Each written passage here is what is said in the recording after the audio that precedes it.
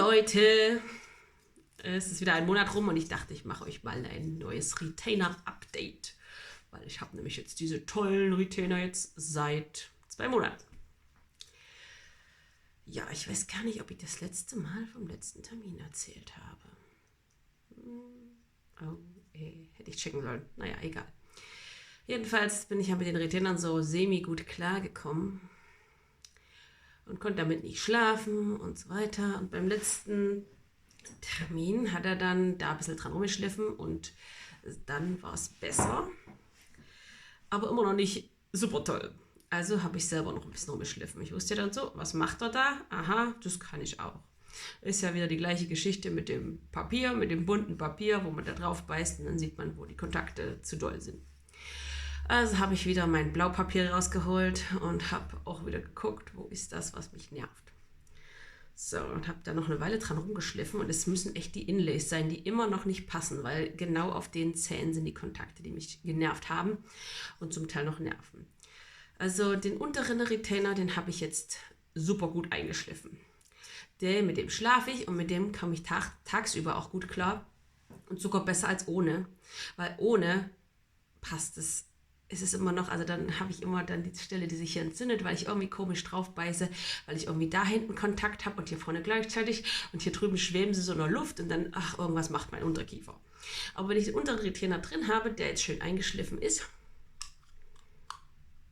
da habe ich noch drin, da ist das schöne Teil und den habe ich vor allem die 6er. Die 6er haben die Inlays und auf der Seite glaube ich auch der 7er. Ja, genau.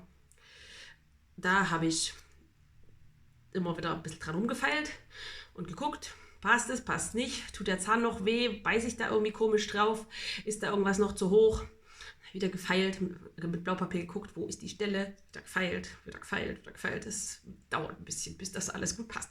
Aber jetzt sitzt das Ding ziemlich gut, ich kann damit super schlafen, die Zähne hier werden nicht mehr überbelastet, also wenn ich den nur fleißig trage, dann habe ich da keine empfindlichen Zahnschmerzen, also weil das hier so empfindlich ist, der Zahn und so auf Kälte reagiert und so. Und hier vorne ist das Zahnfleisch dann auch, geht die Schwellung zurück und so. Also es scheint zu funktionieren. Ne? Also man kann offensichtlich den Biss irgendwie angleichen durch Einschleifen, dass es passt. Jetzt frage ich mich nur, wie man das dann auf die Zähne überträgt. Das ist dann noch das Rätsel, was gelöst werden muss. Ja, also der unten passt. Bei dem oberen da ist es noch nicht ganz so passend. Also da ist es auf der rechten Seite vor allem noch, und da habe ich auch das Gefühl, ich habe zu viel im Mund. Also ich kann damit noch nicht, Mittagsschlaf habe ich schon hingekriegt damit, aber auf der Seite fängt dann an der Zahnweh zu tun, weil da muss noch irgendwas zu hoch sein. Also da muss ich noch ein bisschen ran.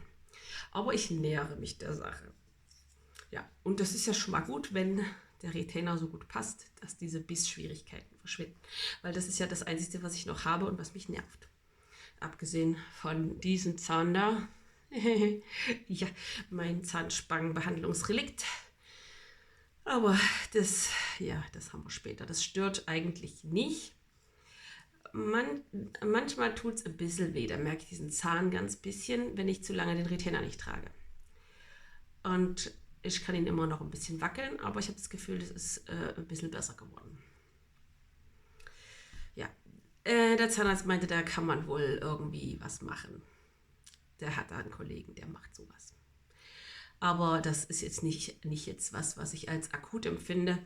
Akut finde ich nur, wenn ich Zahnschmerzen habe. Und wenn das halt da durch die Überlastung, wenn ich irgendwie der Biss nicht richtig passt und das überlastet ist durch den Biss, Fehlbiss, irgendwas mache ich da Komisches mit meinem Unterkiefer.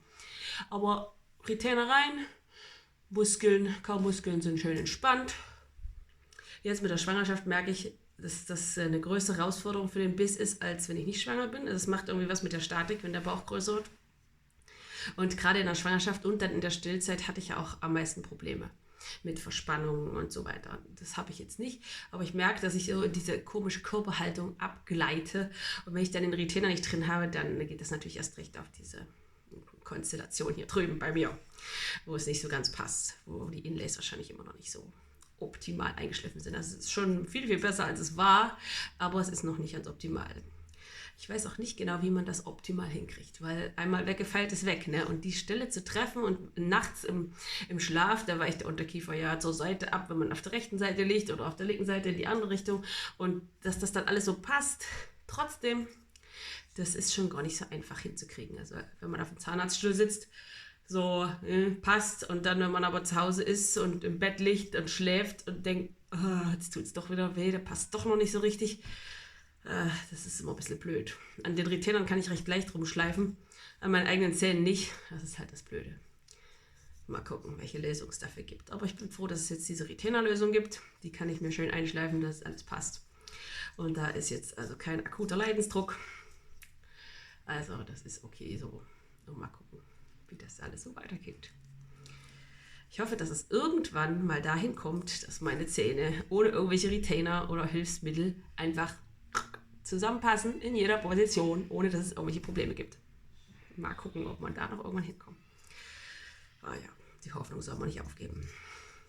Das war mein Retainer-Update. Das Chaos im Hintergrund müsst ihr ein bisschen ignorieren. Wir bauen gerade hier, beziehungsweise mein Mann baut gerade die Dusche neu, weil das Duschbecken, die Duschwanne war kaputt. Und ja, jetzt haben wir eine neue Duschwanne und das müssen wir Fliesen neu. Und ach, das ist eine Riesenarbeit. Naja, aber deswegen sieht es jetzt hier ein bisschen putsch aus in unser Bad. Tschüss!